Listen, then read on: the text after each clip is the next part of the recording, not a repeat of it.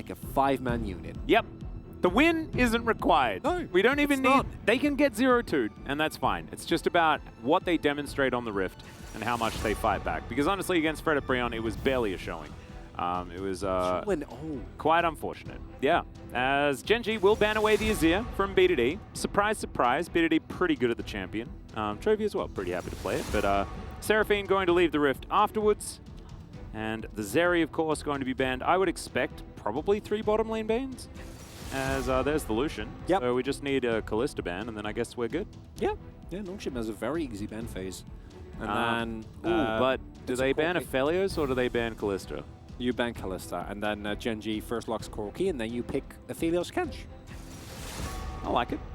Right? I'm into it. I think that's what's going to happen. I mean, they might not lock Aphelios Kench. They could also just lock in the Aphelios and then save the Kench till later. That remains to be seen, but I would be very surprised if they don't ban Kalista here with how overpowering Gen G's bot lane has been, giving them access to one of the strongest 2v2 lanes in the game. Not ideal. And I'm feeling Corki E Atlas. Yeah. Or Gnar. It's Corki or Gnar. I think it's probably Corki though, isn't it? You're I'd probably imagine. pretty happy. Or just lock in Silas.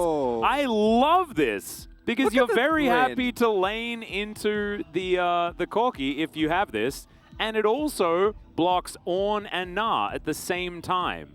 Well, it doesn't block them, but it makes it very difficult to happily pick them up. Actually perfect. Silas also very highly prioritized in drafts in the previous series, and if you have a player that can adequately pilot the Silas, which I do think there's a certain barrier that you need to kind of hit, but we've also seen a lot of players farm top points on it, because if you get to the later levels, your hijack becomes completely unreasonable, and our laners have found many a way to kind of ignore the fact that his early laning phase is, well, not very bad, but definitely pretty bad, as you get shoved in a lot, and obviously your matchups are often going to be ranged, but makes the draft much harder for Nongshim here. I would like an Aphelios pickup regardless, as most of the extremely aggressive picks have been taken away, but instead getting a strong pick for Kana here. Yeah, this is not surprising at all. So now it's Silas, Poppy, Gnar. I think you're happy to pick Gnar into Gwen this stage, aren't you? Maybe. Or are we gangplanking? Yeah, you can plank. I don't mind the plank. If you want to go real crazy, you can go Akali as well if Doran wants to have some fun, but I'd expect Gen G to play it pretty standard. Yes. Or just Fiora it. Yes. Please do that. That's way better. This is a wonderful matchup. This is a lot more stable and probably what's actually going to happen. But we have seen the Fiora be very, very successful into the Gwen, because you actually win the 1v1. And it does take away a lot of Gwen's power, but Fiora does, of course, suffer from not being the greatest team fighter. And Gangplank right now is in a wonderful state where he is good early and kind of mid, and then also extremely late. Or extremely strong at any point in the late game, really. So overall, I think the Gen G have a really strong core here that can go in many different directions. And that is that's one of the get comfort for our Snowflower and make sure he's happy kind of picks here, because this basically guarantees that if both teams now start throwing bans towards the AD carry pool, it's gonna get real small. It can get pinched hard. Yeah, I wonder whether Gen G will just focus on the mid lane instead and try and shore up matchups for Chovy. Things like the Lissandra have been picked into Silas internationally, but Tahm Kench is going to be taken away first. Yeah, I really don't like Lissandra into Silas. I feel like you can even do it the other way around. We have seen matchups like that be played in various ways depending on who pilots them. It's Chovy, which is why I'm like... Yeah, I mean, Chovy's just going... Like, he's the guy that farms on any melee champion better than anybody else into range matchups, so it really doesn't quite matter all that much. Maybe it's like Seraph? I don't know. Maybe it's Orianna. Orianna also has a completely useless ultimate for Silas, which is quite nice. And you get a reliable threat as Lahans. Yeah. I don't get to play Yuumi. Obviously, as Nongshim, you can't really pick Yuumi because Lahans plays Singed support whenever he gets the opportunity. And no pinching on the AD carry pool, so we're probably going to end up with Aphelios for Nongshim and then Jinx for Gen G, unless Ruler wants to throw down the gauntlet and pick something much more aggressive. Talia, one of BDD's old favorites. Probably something that he's been putting some time into as well. Yeah. I like good ban, especially into Poppy and Silas. Both of those two are not very fond of the old Unraveled Earth. Yep. Well, Ghost, let's find the Aphelios button, shall we? Yep. Which is likely where he's going to go, but instead, BDD going to find the Syndra. Something that Wolf's been calling for a really long time. But what if this is Ghost on Syndra? Oh my goodness. And then BDD needs to lock in an AD threat because they don't actually have any of those. Or they just lock in Ezreal, and then BDD just takes Ezreal mid lane. Sure. Yeah, if you want an AD threat, I wouldn't go Ezreal, but I'm on board. I was thinking Yone. Yeah, I mean, that's probably more likely. Because you know that... Ooh, Braum. I love Braum here. Braum is... There's a lot of Braum value. Yeah, Braum is really nice in multiple ways, because not only does it disincentivize a possible Syndra bot lane, although, again, it's BDD, so I expect that to happen. But in addition to that, it also makes any engaged support's life very, very sad. The one downside of this is that the Gen G comp now, barring Peanut jumping in, is lacking a hard engaged support, so that does mean that they're going to be a little bit more reliant on Nongshim mispositioning or running into them. So the Gen G comp, I think, is very, very strong in terms of individual components. As a whole, though, it can feel a little bit messy because the Jinx goes more towards team fighting. Do it, Ghost. I mean, this is like Ghost's original pick from all the way back in the day. It's the comp. But Misfortune's going to come in instead. All right.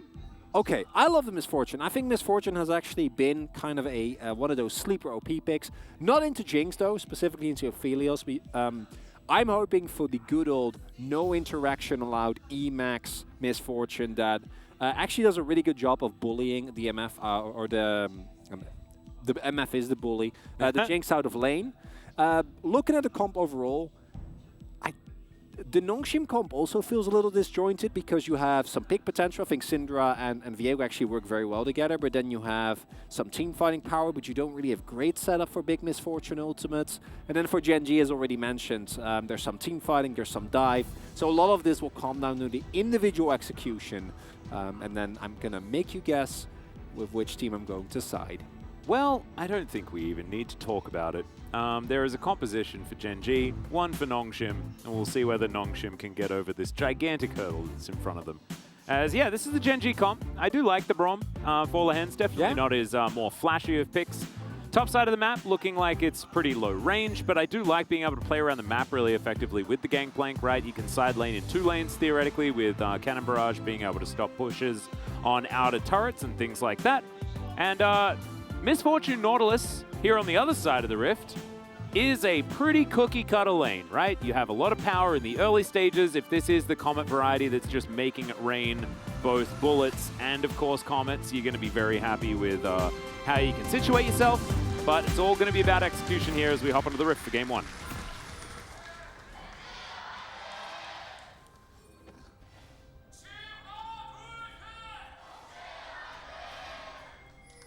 All right, the Nongshim fans definitely getting those vocal cords out for today's match. As all right, Peanut already had to flash, or maybe he's setting up Hex Flash. Yeah, did he just flash over the wall? Oh my god! If he did, that would. Oh my god! That'd be so. He gets the Hex Flash and even manages to get the flash out of Snowflower. Well, it's a lot of comet value. Yeah. But still, that's cool. But Snowflower also has Hex Flash. Oh my goodness. So it's the Hex Flash wars.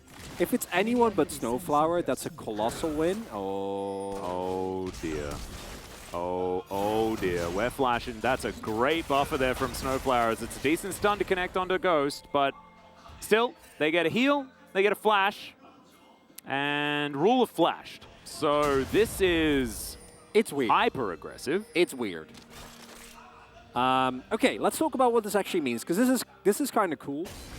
With the Lise especially, and BDD at least making sure that they have possible eyes on Peanut as he walks out of the jungle. And Sylvie starting topside, we're going to have a split map where Ghost and Snowflower are not actually going to be able to utilize a lot of the early laning powers. Ghost went for Gathering Storm. Shout out. Great job. Found the right button. And there's a lot of stuff to talk about with the MF build as well, because you can actually go in a number of different directions. Also want to talk about the fact that Chovy went first strike into Syndra, which... That's crazy. That's a post-laning first strike right there. That's I'm going to 100-0 you first strike. Because even with chains, like... Can't imagine that Syndra will let you proc that reliably in lane, but due to the fact that Peanut starts on this bot side of the map, Ghost and Snowflower are going to be basically forced to play defensively. There is no heal already, and this wave they will not be able to approach at all. And as a result, if Ruler and Lance can stack a big enough wave, then they might be in deep trouble. Note Sylvie though, cleared Peanut's top side and is now on his way to bot, so I don't actually think that we're going to see a dive in time here. Peanut is hugging the wall, goes for the Hex Flash. Yeah. Lonely level 1. He's already over here. All right, let's see who's going to target, as there's the stun and an easy first blood going over to Peanut. And now Sylvie's going to turn up, and yeah, there's some mist that's hanging around. But he's not going to be able to stop any of this. Still, Ghost is still here and does manage to pick up all the experience. So yes, it's first blood. However, this plate. Guys, okay, never mind. Don't want that. Plate gold's it's overrated, I think. What do you think? It's not, no. Which was implied in your statement, and do pick off the, or rather pull off the gank very successfully here. Sylvie just a little bit too slow. Not sure if Ghost and Snowflower can get a little bit more of a counter push going, or if Sylvie skips a camp. Maybe then the timing could have been on, but then he also would have only been level 2. So very crisp timing here from Peanut actually being able to make it. Also due to the ward, staying out of vision of the ward, he's actually able to not be shown until he's actually near them. And this has become a hallmark for every single Peanut Poppy game, which is the level 3 dive on bot side to put his bot lane in a great position. As you pointed out though, Ghost actually not put that far behind, and Ruler wasn't the one picking up the kill. So the bot lane is not irreparably damaged. The overall game state is still not great for Nongshim, because they're already 1k gold behind and we're 4 minutes into the game. Yeah. It's not looking too fantastic as far as money is concerned. I think the rest of the map is probably contributing to that one. As you can see, Peanut camp ahead, Doran a few CS ahead, and I guess it's not really. So it's mainly just the fact that that kill gold went over. Yeah. Few assists also spreading around. As Peanut, he's coming through again. He's making such good use of this Hex Flash. It is ridiculous, but Steadfast Presence not going to be there for the dredge line, so Snowflower makes it out alive. They are at least absorbing this pressure, and that was Ghost's best attribute. Yeah, that's what they do. Oh, another dive, really? What I wanted to note as well is note that due to Doran and Chovy having priority, Sylvie's only counterplay here, even though Peanut shows, is just back and go for his bot side quadrant and maybe stave off a dive here, which again, if they actually did go for one, they wouldn't have really been in time. Because Chovy and Doran both shoving in, plus the ward control that they have, means that if Sylvie would try and go for a topside invade, which normally is what you do when the opposing jungler shows on the other side of the map and doesn't get a successful playoff, you can at least counter with some camps. But playing a jungler without priority feels very sad, as Kana's ghosting. He is. He's looking for this one. Conqueror comes up as Doran is going to not find his barrel. Still, that is Ghost now on cooldown. Peanut is going to move up. Chovy is here as well. Thinks that this is his opportunity to find some money. All right, Peanut, can you stop the dash? Well, Kana says nope, because he's going to use it much earlier. And Chovy's not going to be able to get here in time either. So, Genji unable to find the follow-up kill, and Doran is still very, very low. We'll need to eat some oranges, I believe. Does have a Corrupting Potion charge still there. Level 6 also available here, and yeah, as a result, due to this constant prio, Sylvie, nice pathing here, kind of making the read that there will be some vision in his own jungle. And going to try and go for maybe a lane gank setup here. Oh dear. That's a big wave. I don't think this is really going to work out though. Doran doesn't really have a reason to walk up, so it will be quite a big mistake from him to ever go in here. Ana can, of course, just go in for a shove and then Maybe try to bait, but yeah, I think Doran just backs. Sylvie also seems to identify that and instead is heading towards the bot side again. So even though Peanut is making a lot of plays around the map and isn't really able to farm that much, Sylvie also kind of drawn apart, and it's kind of a showcase as well how as a jungler, if your lanes are getting bullied this hard or are getting pressured, then kind of putting out fires all across the map and you don't really get to farm. Yeah. And that's precisely what's happening. Peanut going to fight over this blue buff here, and with the control that the bottom lane has for Gen G, they should be able to get first rotation over. Sylvie still going to be standing here as there's the ulti from BDD, presses that gameplay button, but Force of Will not going to connect. And Chovy will survive. I believe he also threw out his own set of orbs. Yeah. Get a little bit less value with that one, as that's why Syndra has been picked a fair bit. You get less orbs on the ground, so the ulti doesn't do as much. Now Peanut was thinking about one more dive, but they're not going to go for it. And Ghost looking to go into the lethality here, which makes a lot of sense. There is, of course, still even after the nerfs to the AP ratio and the ultimate, a lot of value to be found of with going for the Leandries on a map. Can actually really do a certain amount of damage, but I don't think in the Gen G comp it's amazing, and there's already a lot of AP damage between Kana and BDD, so Ghost just going for as much AD damage as he can find. Yep. Does make a lot of sense, as ooh, Sylvie maybe setting up a trap here for Doran. Should at the very least be able to smite this away. Yep, does so. Takes a parlay to the back of the head, but he'll be okay. Okay, looking for a stun. Scatter the Weak, not going to connect though. Neither is the Winter's Bite. Lehens is like, have a present. And BDD's like, no, I prefer not to. I just want to highlight, BDD went for Airy on Syndra into first strike for Chovy, and he is not up any CS. Oh, he's up 3. He's not up any considerable. Like that's actually such an impressive thing here from Chovy. Being able to navigate the matchup that well, as Nongshim moving in position here to do with everyone. No level 6 in Snowflower, crucially. Yeah, Sylvie's actually able to pick up the aggro as well as getting pretty impatient. Is good old Shirley, is Peanut looking to come in here. Let's see what he can actually get done. Is Canna. All right, not going to do it, and they do get the reset. Oh, bad news. Nongshim now realizing that their mid lane is about to get crashed, so they can't actually stick around. Very interesting that the full reset comes through here. Nongshim just going to give up the area. And whereas Gen G is rotating over Chovy toward the bot side to make sure that they get the shove, Nongshim, you need to make a play. You can go for Herald and force a teleport, or you need to send over some people so you don't lose out on way too many resources. And looks like that is what they will be doing. BDD making his way over, might still be forced to teleport because that is a big wave, and the cannon is not going to take that much more damage. So overall, this is still a favorable trade for Gen G, and this is a great way to accelerate your gold without really having to commit anything, because Gen G don't need a lead with this comp. You have Jinx, Silas, and Gangplank. Like, you're fine either way. Yep, even Braum Poppy work out pretty well in the later stages of the game. Peanut, get rid of people, and Lehens to CC everyone. So, yeah, Peanut is going to start off this Rift Herald. Sylvie in the area once again. Peanut knows exactly what's going on here, and Canna has finally got some control here of the lane. He may not have a CS advantage, but at least the minion wave is in his control. But still, Gen G have their bottom lane sticking around in this area. Chovy's going to move back down, pick up this wave of minions. And yeah, it's a very interesting situation when it comes to this Rift Herald that just isn't being taken by anyone. It's Sylvie's turn to have a try.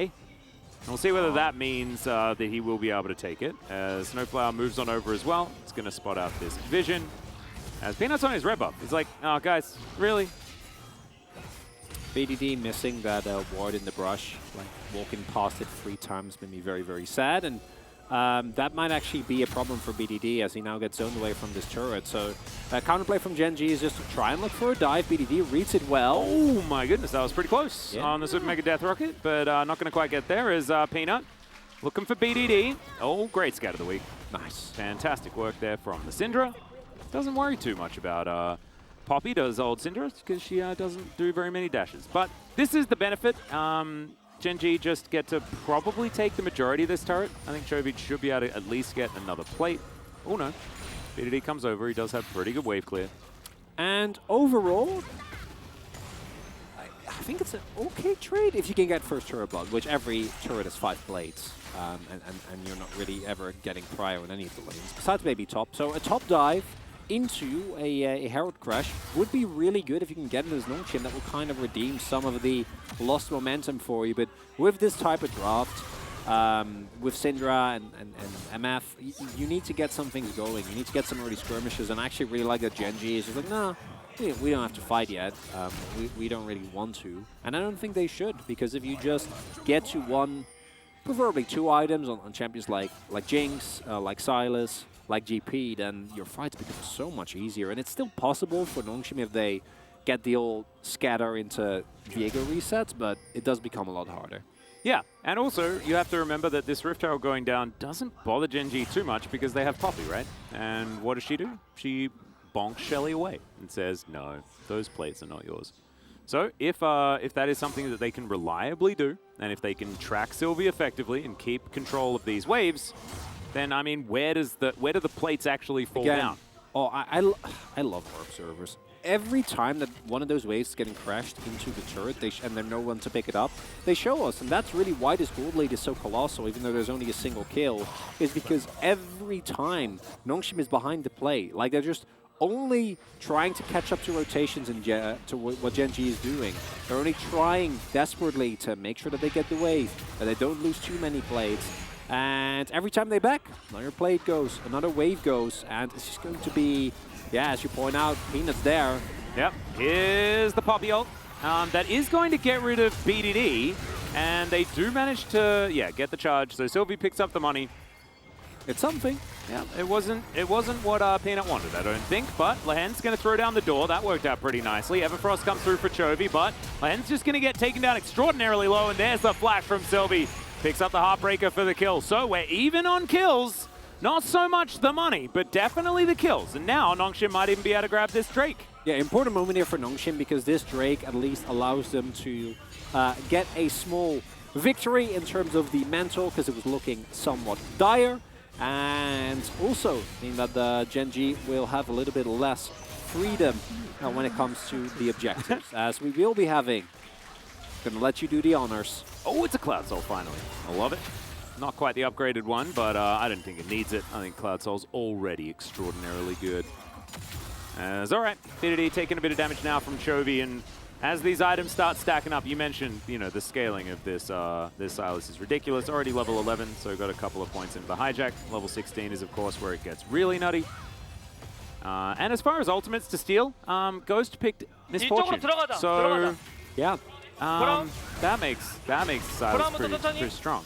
Well, it's out of all the ultimates, I don't feel like there's a super, because even the MF ult, I think, still suffers from the fact that as Sylas, you kind of want to be in the thick of things. That was Chovy, so it'll probably find some amazing angles. But it's kind of interesting. I think the Gwen might be the highest value, or the Nautilus ult, because CC is kind of busted.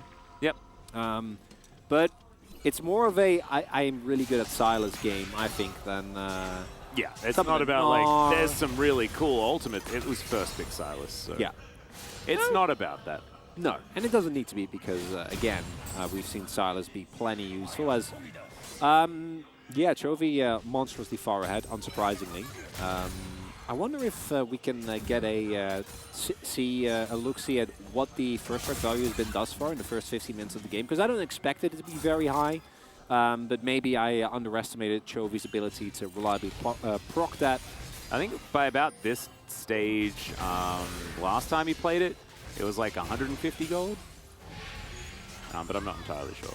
Anyway. Yeah, I also don't remember what the matchup in that scenario was. Yeah.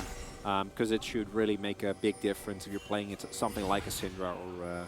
so guys, there's no objective. I'm down with fighting, even though Nongshim is 3k gold down, but I don't think you should. Look at the vision. Right, like this is what Genji has been doing. It's really a textbook game, and even though there's not that many kills, Genji is just shoving in waves, getting plates, shove in a wave, rotate in the jungle, shove in a wave, pick up an objective. And thus far, I'm going to say objective, I've only gotten the Drake, but it's more about the overall level of control that's there, and it makes it really hard for Nongshim to go for a proactive play. Yeah, and they're thinking about looking for one now. You can see the Rift Scuttler is going to spawn. Chovy over here. Spots Sylvie out, but he deals with that Rift Scuttler pretty quickly. So it's going to move back here as Ruler by himself. Just clearing out waves over and over again. And Doran with some free time here towards topside. So this is exactly what you're talking about, right? It's the fact that every time Gen.G are always putting on more pressure and Nongshim are always answering, and they're just a little bit behind the plate. And they'll just slowly but surely get further and further behind if this is how the game is going to continue. As you can see, this bottom lane turret is going to fall down. Another gold injection here for Gen.G as Sylvie looking for Shirley. And such we'll start her up. Yeah, such a large part of this is Peanuts Poppy. Because the reason why these turrets are in part so low is because every time that your wave gets shoved in and you don't have vision, you need to run. Because if you stay there as Nongshim to try and defend, and Peanuts there, you die. Yeah. And now Doran going to throw down the cannon barrage. Ghost right in the middle of it. Death's Daughter not quite there yet, but Snowflower takes a lot of damage as well. There's a hook to bring him in. He has to flash to get away immediately as Chovy has found the backline. He goes golden to immune the ult from BDD. And Ghost, he can't get the bullet time in there because he has to cancel it to get the heck out of dodge. And Sylvie and Snowflower both fall down. Gen.G also takes Shirley, and it's a disaster for Nongshim Red Force. And at least they were on the same place, they were on the same page, and that's a win, and I'll take it. But the overall play is, as you point out, a disaster. Gen.G played the fight beautifully. Oh, dear. It's going to get worse. BDD is just going to burn down. They're going to let him burn down as well. And that is probably the game. Yeah. As now Shelly's going to get probably 2 charges. Yep, Shirley value is going to be pretty absurd. Excuse me. It's all right, it's all right. And I don't want to see a replay of that fight, but I know we will. Yeah. There's a bunch of things that didn't go very well. There's BDD with an ultimate onto Silas that had stopwatch. There's Snowflower going in. Well, he's flashing. Hey! Does find the stun. All right, Peanut might die. As he avoids the hook, Ruler's going to come over and say, I saw that. And then he's going to walk away. So they do manage to get the kill onto the Poppy on the way out. So there's that. That's nice. So notice the setup here. Obviously, a lot of damage already comes down from Doran. Glacial Fisher doesn't get that much done, but it doesn't really need to, as Snowflower sits on some chompers, then goes in with hooks Braum. Braum is the worst target to find, and yeah, Chovy hits an Everfrost, does a ton of damage with his passive, and then stopwatches, and then the fight is won. Yeah, and gets himself a depth charge as well to make sure that it's a really rough time. For Nongshim. There's the door for Lehens, but he's going down extraordinarily low. Bullet time is going to do a lot of damage there to Doran as well. As now, Lehens is dead. Cannon Barrage is out of position. The Drake is going to reset, though, and it's a disaster. There's Sylvie going to get taken down low here. Ruler gets excited. Oh, my God, the damage as he's just chasing after Ghost. He knows that he can just kill the rest of the members later. That's a triple kill. And now Canner is going to go golden. BDD, can you find this? Can you deny the Penta? The flash is so sick, but Peanut steals the quadra kill. And you best believe that Ruler is extraordinarily upset. He does manage to get the quadra in the end, but the Penta is denied by the Ragdoll Poppy. Give me the comms on that one, Atlas. Ain't no way Ruler's gonna allow. This is the man that as soon as he gets a kill, starts yelling for the Penta, and he doesn't get it. Yep, I can see the look on Peanut's face. He's like... He's a giggle. He's like, oh no, I really messed up. I may have ruined the mental of my AD carry. I had to help you. I'm sorry. I mean, his flash did avoid, I think, lethal damage. Yeah.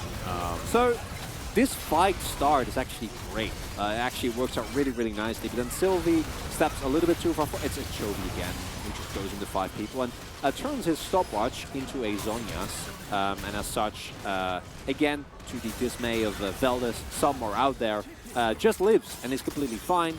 As the stopwatch makes sure that Kana stays alive for a little bit longer. And yeah, Peanut just making sure that his AD carry stays alive.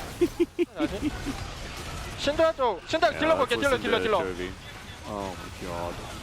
So he goes in, uses the Viego ult as a gap closer, then Everfrost, hops over the wall, and then goes in with chains, maxes out his passive usage, and then presses his Zhonya's. Well, Snowflower's dead. Ghost also having to stop the bullet time very early there once again. BDD finding a bit of damage there onto Lehens, but man, Sylvie and Snowflower are spending a lot of time taking dirt naps today. And they would. In this scenario, they're the ones that are trying to frontline, quote-unquote, as this game, as our dear friend Wolf would say, is over. Yeah. I think he probably did say it. He's just not on. Well, he's not the here show today. Yeah, but I think at home he probably said it. He fought it at the very least. If you did say that it was over, Wolf, can you let us know via a tweet? I would appreciate it. Anyway, Chovy here towards the bottom side, pushing in another wave as the Baron was collected, I believe, while we were checking out a replay. It's 22 minutes. There's a 12,000 gold lead, and yeah. No replay of this. Yeah, not a lot of counterplay to that one. No ultimate available, so Sylvie can't really buff her out. And yeah, Snowflower also dies. So you know I'm an optimist, Atlas. Yeah. So I'd love to say that Nongshim, even though they're getting beaten here, look reinvigorated. And I don't think that's true. I think they look marginally better. Yeah, no, I think this is actually a step up. The problem is that they're facing Gen G. Yeah, well, if they had have like made these adjustments before their Hot One Life game or a Fred Aprion game? Or the Fred Aprion game, perhaps, then maybe they could have been looking a little bit better. But it's a Gen G game. I mean, they did manage to beat Humble Life last time around. That is their one win from the first round robin. But yeah, they might have looked even better in that series. What's the other team they beat? Pass. We're gonna save that one for the next installment of Indeed. Atlas and Chronicler quizzes. Well, we are sieging right now. Doran has moved on over. Everfrost doesn't find the mark there from Chovy, but he has another Heartbreaker, so he can move anywhere that he wants to.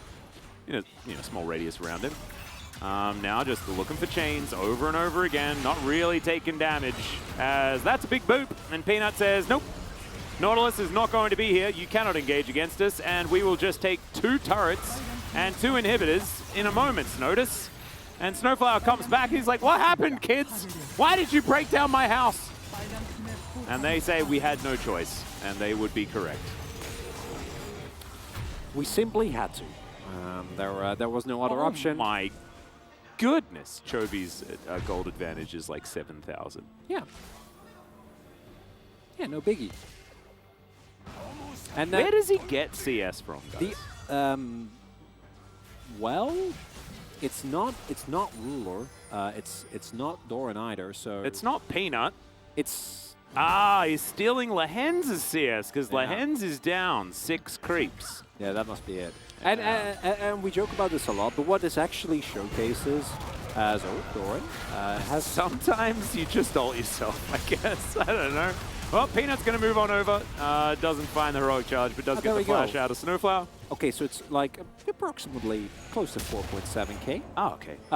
No, what I actually want to highlight, and what is one of the reasons why Gen G is winning this game so hard, even though initially in terms of kills it was not, it's because they play so well around waves. And we highlighted it a little bit already in how if there is a wave somewhere, it will be picked up by Gen G. And that's why they're so far ahead. And obviously also Nongshim at this point spends a lot of time in the Death Chamber as Peanut. Yep, Chovy's found some needlework as well, as Canna's going to take a dose of his own medicine. Chovy's just thrown out as many of them as he would like to. Ruler gets excited. Everfrost going to slow down the Gwen, who's desperately trying to dash out of this one. Decent long-range hook there from Snowflower.